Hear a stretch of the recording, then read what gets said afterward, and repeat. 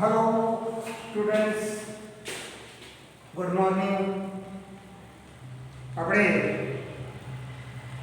Unit 2 ચાલુ છે અને એનો લાસ્ટ સ્ટેજ એટલે કે પાઠનો છેલ્લો અનફોર્ગેટેબલ વોલ્ટ ડિઝાઇનિંગ એ આપણે અત્યાર સુધી જોઈ ગયા કે વોલ્ટ ડિઝાઇનિંગમાં કેવા કેવા લક્ષણો હતા, કેવા ગુણ હતા, એના ભાઈ હોય એના વિશેનું વર્ણન કરે છે કે હંમેશા પોતાનું ઝક્કી પણ અને પોતાના જ નિર્ણયો એ સ્ટુડિયોમાં થોપી દેતા અને બધા એની હાય હામાં હા મિલાવતા. શરૂઆતના સમયમાં એને નિષ્ફળતા મળી. અમુક જે ચલચિત્રો છે કે કાર્ટૂન ચિત્રો બનાવેલા એમાં એ નિષ્ફળ ગયા, સફળતા પણ મળી. એમાં પણ દગાબાજી થઈ અને છતાં પણ એ ફરી પાછા ઉભરીને એમાંથી આવ્યા, સફળતા મળી, ડિઝનીલેન્ડની સ્થાપના કરી અને અભૂતપૂર્વ સફળતા મળી. અને ડિઝનીલેન્ડ આટલા વર્ષો પછી પણ હજુ પણ ચાલુ છે. તો એનો જે મગજમાં જે ટૂંકા સુધી એનું આ મિશ્રણ ડિઝનીલેન્ડ, એના જે વિચારો એનું મિશ્રણ. આપણે ત્યાં સુધી જોઈ ગયા હતા કે એનું એ આટલી સફળતા મળ્યા છતાં અબજો રૂપિયા, અબજો ડોલર, રૂપિયા નહીં પણ ડોલરમાં એ રમતા હોવા છતાં પણ એની સિમ્પ્લિસિટી એટલે કે સરળતા, સાદગી એ ન, એ સતત સાદી વ્યક્તિ તરીકે જીવ, પાર્ટીઓ નથી કરતા. અને એનું રાત્રે બહાર જવાનું, રાતની પાર્ટી, રાતનું ભોજન, રાતે ફરવા જવાનું એ કેટલે સુધી સીમિત હતું તો કે કોઈ નાનકડા રેસ્ટોરન્ટમાં બર્ગર અને મરચું એ ખાવું એ જ બહાર જવાનું રહેતું. રોજ રોજ તો બહાર નથી કરતું, ક્યારેક બહાર જાય તો એ પણ આવું રહે. એટલે એકદમ સાદગીથી જીવન છે. અને એક જ એનો વધારાનો ખર્ચ જે આપણે ઉડાવ પણ કહી શકીએ, ઉડાવ ખર્ચ એક જ. અને એ જે બચપણથી જેના પ્રત્યે એને પ્રેમ હતો એટલે કે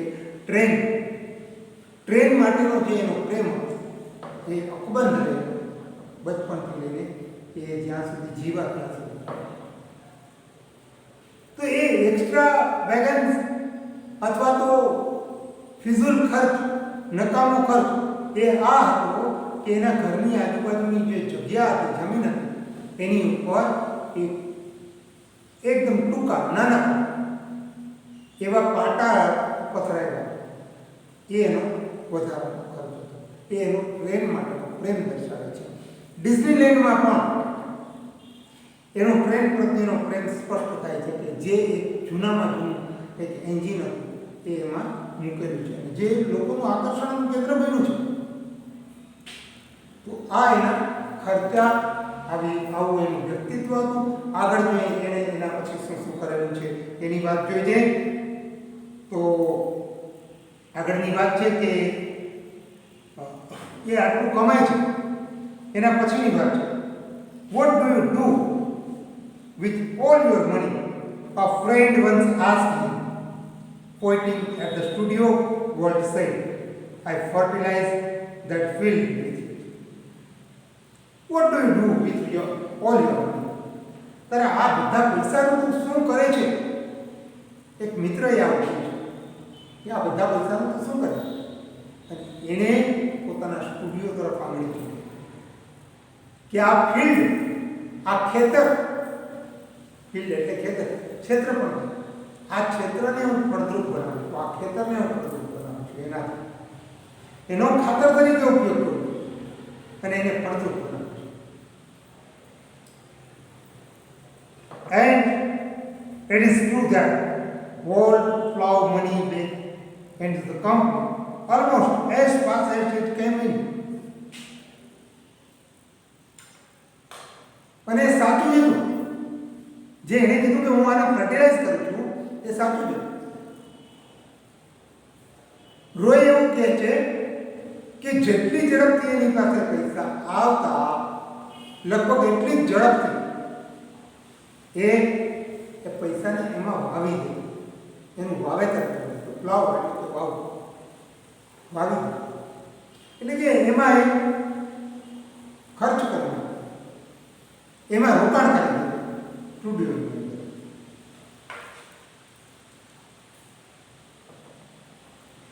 Being solvent for the first time since he started in business gave Walt a chance to develop other ideas.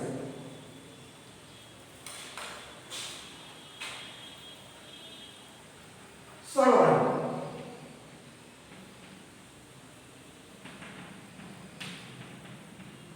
તમે ક્યાંક આવો શબ્દ સાંભળ્યો હશે, સોલ્વન્સી. સોલ્વન્સી નો મતલબ થાય સદ્ધરતા. એટલે કે કંઈ પૈસા ચૂકવવાની કેપેસિટી, ક્ષમતા, કંઈ કરી શકવાની ક્ષમતા, that is solvent. આર્થિક રીતે સદ્ધરતા. તો જ્યારથી એને આ ધંધો શરૂ કર્યો, વ્યવસાય શરૂ કર્યો, ત્યારથી લઈને અત્યાર સુધીમાં પ્રથમ વખત એ આર્થિક રીતે સદ્ધર થયો. એના કારણે એને નવા વિચારો સૂજ્યા, નવા વિચારો કરવાની તક મળી, મોકો મળ્યો.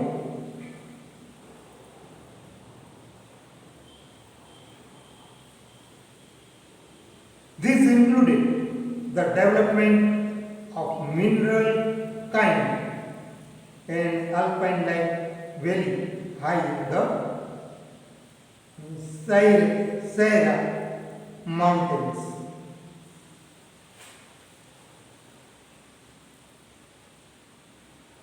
અને એમાં આ બે વસ્તુનો સમાવેશ થાય છે. એક તો mineral kind, California Institute of Art, for which he donated the land and several million dollars. And most ambitious of all, $100 million Disney World and City of Tomorrow in Florida. આટલી વસ્તુ, ચાર વસ્તુ એને જે પ્રથમ વખતે સોલ્વન્ટ બન્યો, સદ્ધર બન્યો, એને નવા વિચારો કરવાનો મોકો આપ્યો. અને એમાં આ બધાનો સમાવેશ થાય છે. તો મિનરલ કાઇન્ડ શું હતું? તો કે જે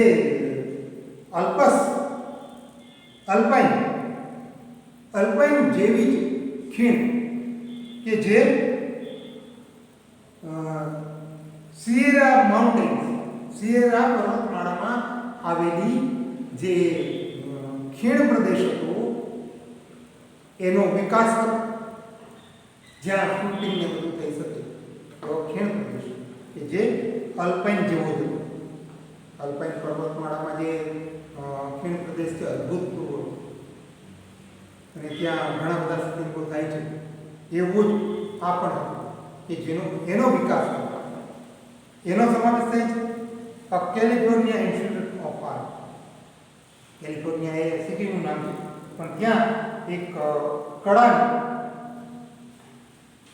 કળાની સંસ્થા, કેલિફોર્નિયા ઇન્સ્ટિટ્યૂટ ઓફ આર્ટ નામની કલા સંસ્થા, એની સ્થાપના.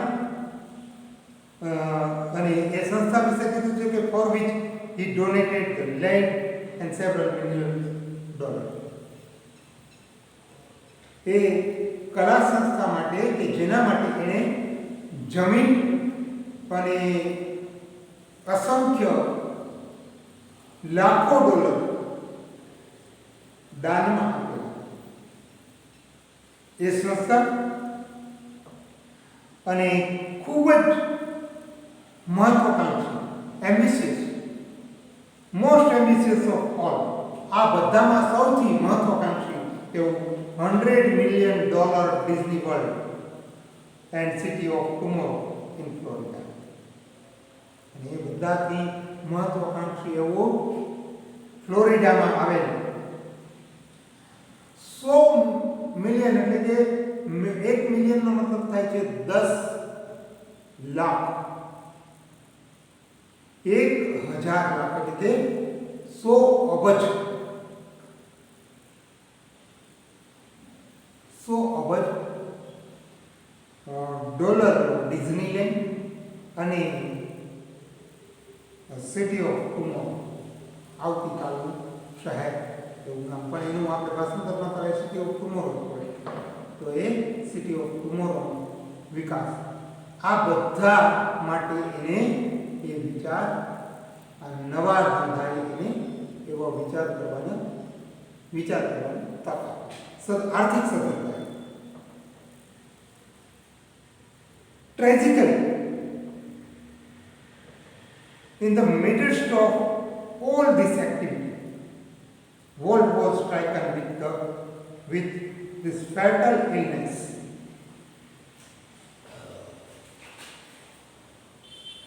Fatal.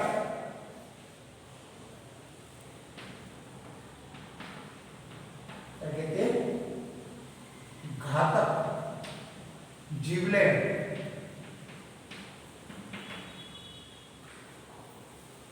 અને બરાબર આ બધી પ્રવૃત્તિઓની વચ્ચે midst of all this activity, Walt was stricken with this fatal illness.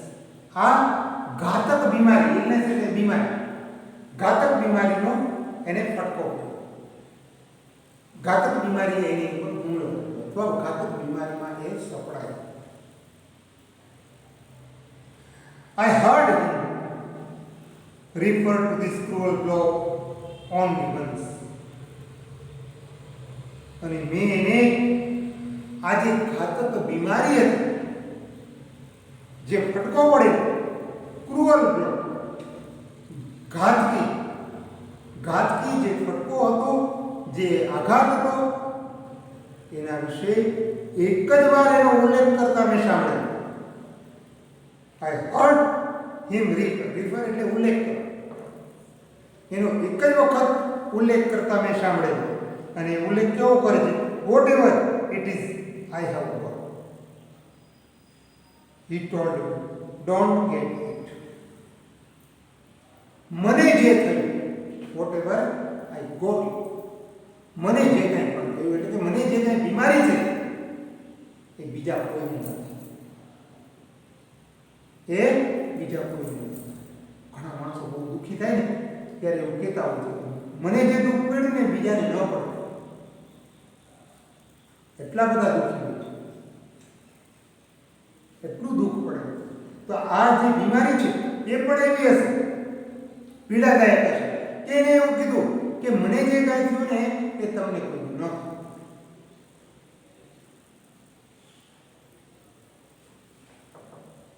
I visited him in the hospital the night before he died. અને એ મૃત્યુ પામ્યો એની આગલી રાત્રે, મૃત્યુ પામ્યો એની આગલી રાત્રે હું એને હોસ્પિટલમાં મળ્યો. Although desperately ill, despair, હતાશ, નિશા, આપણે એ શબ્દ લઈએ.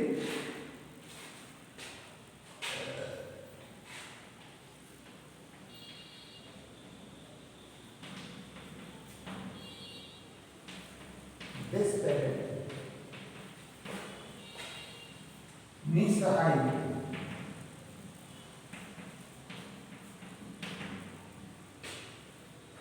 કંઈ કરી ન શકવાની, કોઈ ક્ષમતા વગર, કરી ન શકવાની પરિસ્થિતિ.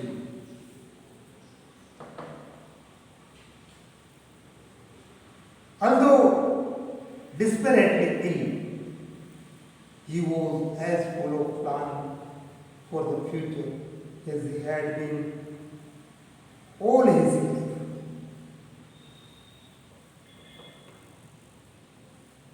નિસહાય રીતે કંઈ કરી ન શકે એવી સ્થિતિ બીમારીની હોવા છતાં, નિસહાય રીતે બીમાર હોવા છતાં એ જિંદગીમાં જેમ યોજનાઓથી ભરપૂર હોય હતો એમ જ અત્યારે પણ એ યોજનાઓથી ભરપૂર હતો.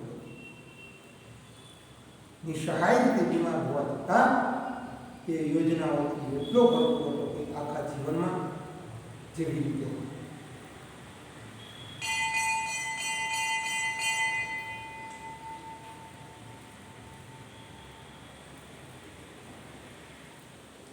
વોલ્ટ યુઝ ટુ સે, હંમેશા યુઝ ટુ નો મતલબ છે ભૂતકાળની કોઈ ક્રિયા, ભૂતકાળમાં વારંવાર જે ક્રિયાઓ થતી હોય એના માટે યુઝ ટુ નો. તો અહીંયા એવું કહેવામાં આવ્યું છે કે વોલ્ટ છે એ વારંવાર એવું કહે use to say that Disneyland would never be finished and it never will. Disneyland છે એ ક્યારેય ખલાસ થવા માટે નથી, પૂરું થવા માટે નથી. ડિઝનીલેન્ડ છે એ ક્યારેય પૂરું થવા માટે નથી. એટલે કે બંધ થઈ જાય એવું ક્યારેય નહીં. એના માટે નથી, બંધ થઈ જવા માટે નથી અને ક્યારેય થશે પણ નહીં. એ પૂરું થઈ જશે પણ નહીં, ખતમ થઈ જશે પણ નહીં. I like to think too that I like to think too. મને પણ એ વિચારવું ગમતું that Walt Disney influence will never be finished. મને પણ એ વિચારવું ગમતું કે વોલ્ટ ડિઝનીનો જે જાદુ છે, એની જે ઇન્ફ્લુઅન્સ એટલે કે અસર છે, ઇફેક્ટ, એક મિનિટ આપણે એ લઈએ. ઇન્ફ્લુઅન્સ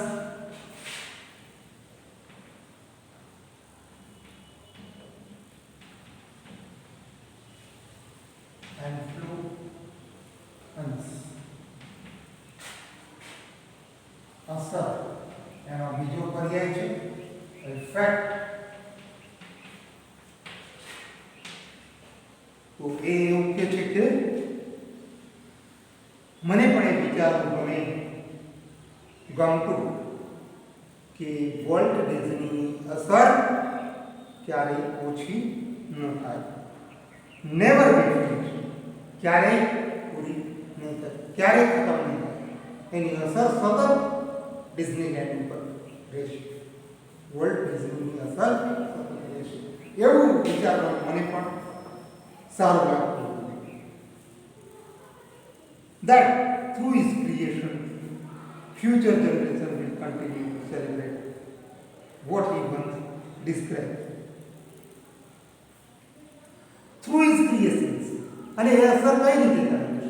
તો થ્રુ હિઝ ક્રિએશન, એના સર્જનો દ્વારા, એને જે કંઈ કરેલું એ સર્જનો દ્વારા એની અસર ચાલુ રહેશે. અને એ ઉપરાંત કીધું છે ફ્યુચર જનરેશન,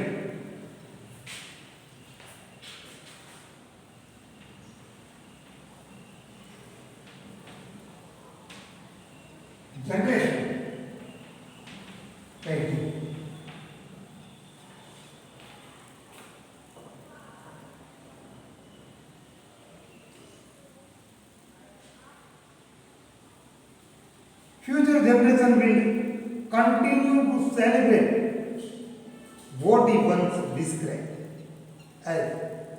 અને જેવું તે વર્ણન કરેલું, એક વખત જેવું વોલ્ટે વર્ણન કરેલું એ વર્ણન મુજબ,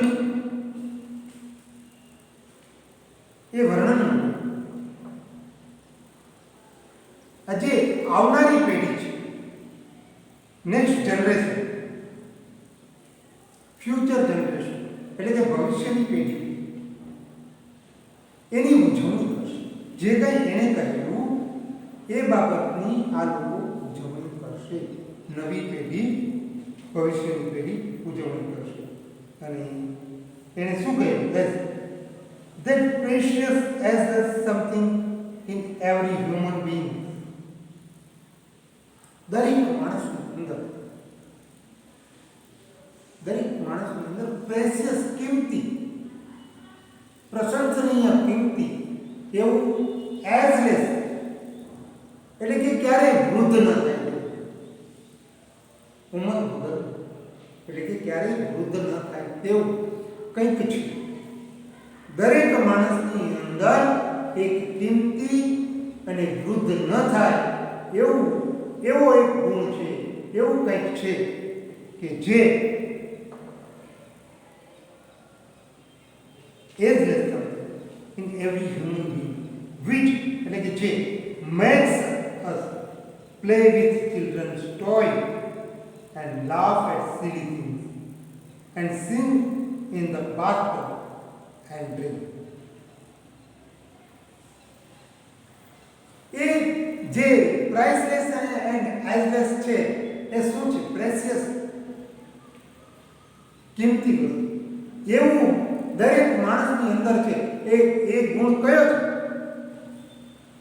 તો કે એ ગુણ કે જે એને બાળકોના રમકડાથી રમવા માટે પ્રેરે છે.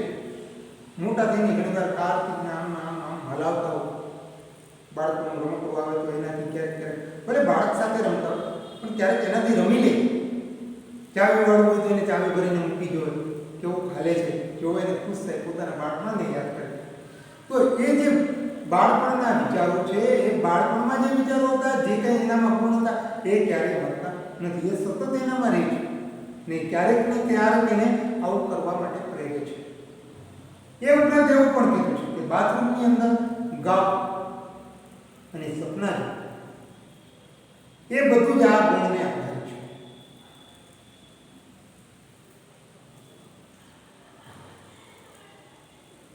Laugh at silly things.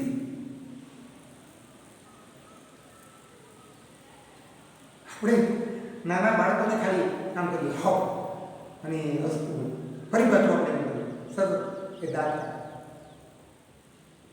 ક્યારેક નાના બાળકો જે થોડાક મોટા થઈ ગયા એવા હાવ થઈ ગયા, એનાથી ન રમતા હોય એવા બાળકો જોઈએ, રમકડાથી રમતા હોય એવા બાળકોને જોઈએ તો એને અમુક સાવ જેવી તેવી ગમે તેવી વાત કરીએ જે કાલ્પનિક હોય તો એ હસતા હોય, એ ખુશ થાય. કેમ કહીએ કે ભાઈ કીડી ઉડી અને પછી એક ઝાડ ઉપર બેઠી અને હાથીને એને ઉપાડી લીધો અને ઝાડ ઉપર, આવી વાતો હોય તો એ ખુશ થાય. એ ખરેખર સત્ય હકીકત નથી. It is a silly point. અને છતાં પણ બાળકોને બહુ મજા આવે છે. તો એવી જે મૂર્ખાઈ ભરેલી બાબતો હોય એમાં હસવું, એનો પણ આમાં સમાવેશ થાય છે. એ ગુણ છે માણસ કે મૂર્ખાઈ ભરેલી બાબતો ઉપર હસવું. બાળકોના રમકડાથી રમવું, મૂર્ખાઈ ભરેલી બાબતોમાં હસવું. બાથરૂમમાં બાથટબ હોય એમાં ગાવું, એટલે કે નાતા ગાવું. અને ઘણા બધા લોકોને ગાતા જોયા, સાંભળ્યા, જોયા ન સાંભળ્યા. નાતા હોય ત્યારે બાથરૂમમાંથી અવાજ આવતો હોય સિંગિંગનો, બાથરૂમ સિંગર એને કહેવાય. તો એવા લોકો પણ હોય છે કે જે બાથરૂમમાં ગાય છે. આ બધું એનામાં જે ઓલો બચપણથી જે ગુણ છે, જે ક્યારેય મૃત્યુ પામતો નથી અથવા વૃદ્ધ નથી થતો એવી જે, અને એ ખરેખર કિંમતી ગુણ છે.